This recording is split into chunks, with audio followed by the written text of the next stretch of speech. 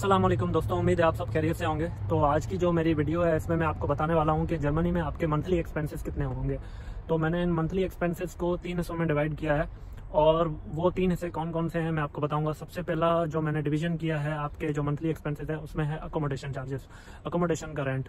तो यहाँ पर जर्मनी में आप जब भी आते हैं तो आपको अकोमोडेशन लेने की ज़रूरत होती है, जहाँ जो कि आपको रजिस्टर भी करवानी होती है। उसके साथ आपका लैंडलॉर्ड आपका एक कॉन्ट्रैक्ट होता है प्रॉपर।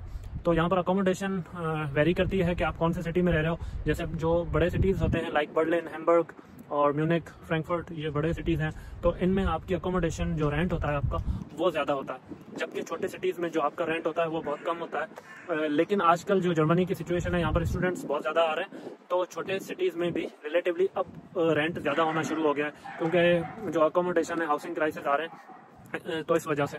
लेकिन अगर मैं बड़े सिटीज़ का एक एवरेज रफ आइडिया आपको दूं, जो मंथली आपको देना पे करना होता है वो 450 यूरोज़ है। इससे ज़्यादा भी लोग पे कर रहे होते हैं, जैसे मेरे कुछ दोस्त हैं यहाँ पे, वो इससे ज़्यादा पे कर रहे हैं। और कुछ लोगों को जो बहुत पहले से रह रहे हैं उनको इससे कम रेंट भी वो मिल जाता है। ऐसा कोई मसला नहीं है, डिपेंड करता है कि आप सिटी सेंटर से कितना दूर रह रहे हो। अगर आप सिटी सेंटर के पास ही रह रहे हो तो रेंट महंगा होता है, और इसी तरह अगर आप थोड़ा दूर रह रहे हो सिटी से तो रेंट कम देना पड़ता है। लेकिन मैं एक बड़े सिटीज़ का एवरेज अगर आपको रेंट बताऊं तो वो रेंट होता है तकरीबन 450 यूरोज़। लेकिन इसी तरह अगर जो छोटे सिटीज़ हैं उनका जो रेंट है वो एवरेज 330 यूरोज़ या 350 यूरोज़ है, जबकि कुछ छोटे टाउन है वहाँ पर और कम रेंट है, यानी कि 330 से भी कम है। आपको 300 या अंडर 300 यूरोज़ भी आपको मिल जाती है जो जगह है अकोमोडेशन।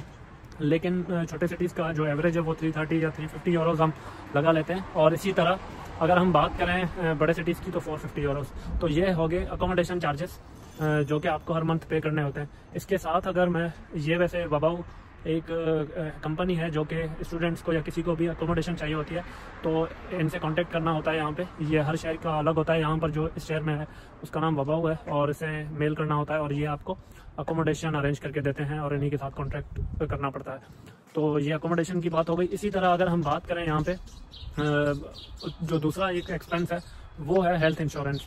तो हेल्थ इंश्योरेंस जो है वो यहाँ का एक रूल है कि हर किसी के पास होना चाहिए, ये चाहे वो स्टूडेंट हो, चाहे वो जॉब सीकर वीज़ा पे आए या कुछ भी हो, लेकिन हमें हेल्थ इंश्योरेंस यहाँ पर पे करना होता है हर मंथ।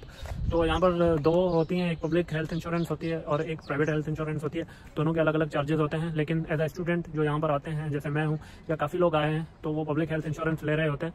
तो मेरे पास भी पब्लिक हेल्थ इंश्योरेंस है, तो मैं उसका आपको एक आइडिया देता हूँ कि जो पब्लिक हेल्थ इंश्योरेंस है उसको 125 यूरोज़ आपको पे करने होते हैं मंथली आपको 125 यूरोज़ ये पे करने होते हैं। क्योंकि अगर यहाँ पर कुछ भी हो जाता है तो आपका जो डॉक्टर को दिखाना और किसी कोई भी अगर आपको टेबलेट्स वगैरह मिलनी हो या प्रिस्क्रिप्शन कोई भी डॉक्टर आपको सजेस्ट करता है तो वो आपको जो पैसे हैं हेल्थ इंश्योरेंस आपके पे करेगी एट दैट मोमेंट। ऐसा नहीं है कि पहले आपको पे करने हो खुद से और बाद में हेल्थ इंश्योरेंस वालों को क्लेम करना हो। पब्लिक हेल्थ इंश्योरेंस में ऐसा नहीं है, जबकि प्राइवेट हेल्थ इंश्योरेंस जो है उसमें आपको पहले कुछ पैसे पे करने होते हैं और बाद में वो कंपनी वाले आपका पे कर लेते हैं। लेकिन पब्लिक वाले उसी टाइम ही आपका डायरेक्ट पे करते हैं, क्योंकि आपको हेल्थ इंश्योरेंस कार्ड एक इशू होता है जो कि आप हर जगह दिखा के वो पैसे जो भी हैं आपके पे कर सकते हैं। तो ये एक दूसरा एक्सपेंस है जो कि हेल्थ इंश्योरेंस का और अकोमोडेशन के, ये दो एक्सपेंसेस ये कवर किए मैंने। और तीसरा जो मेरी नज़र में वो है ग्रॉसरी आपकी जो होती है यहाँ पे वो मोर और लेस 125 यूरोज़ आपकी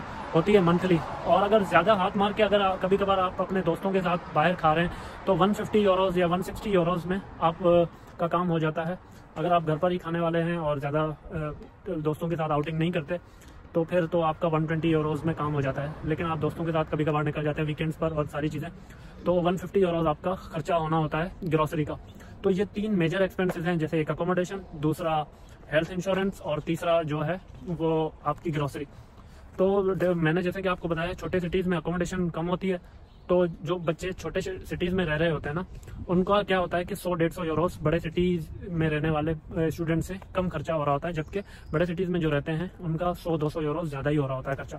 लेकिन इसमें एक ये भी फ़ायदा है कि जो बड़े सिटीज़ में रहते हैं वहाँ पर अपॉर्चुनिटीज़ बहुत ज़्यादा हैं, जॉब्स बहुत ज़्यादा हैं और मसला नहीं होता। लैंग्वेज बैरियर भी होता है लेकिन कम होता है एज़ कम्पेयर टू जो स्मॉल सिटीज़ होते हैं उनसे। और उसके अलावा ये है कि ये 3 जो हैं आपके एक्सपेंसेस हैं जो कि आपके एनियाओ होने होते हैं, अकोमोडेशन और दूसरा हेल्थ इंश्योरेंस और तीसरा ग्रॉसरी। ये 3 एक्सपेंसेस ये हैं। बाकी तो डिपेंड करता है हर किसी के ऊपर। कुछ लोग ज़्यादा घूमना पसंद करते हैं, ट्रैवलिंग, तो उसका खर्चा अलग हो रहा होता है। लेकिन ये 3 बेसिक आपके एक्सपेंसेस होते हैं जो कि आपके होने होते हैं। तो अगर मैं लमसम करूँ छोटे सिटीज़ का, तो छोटे सिटीज़ में आपका जो खर्चा होगा वो सारी चीज़ें मिलाकर 650 से 700 तक का खर्चा होगा। और अगर आप किसी बड़े सिटी में रह रहे हो, बर्लिन में, म्यूनिक तो बहुत ज़्यादा महंगा है, तो इन सिटीज़ में अगर आप रह रहे हो तो 800 प्लस आपका 800 यूरोज़ प्लस आपका खर्चा हो रहा होता है। तो ये सारे एक्सपेंसेस हैं। और थैंक यू, मिलते हैं अगले व्लॉग में इंशाल्लाह।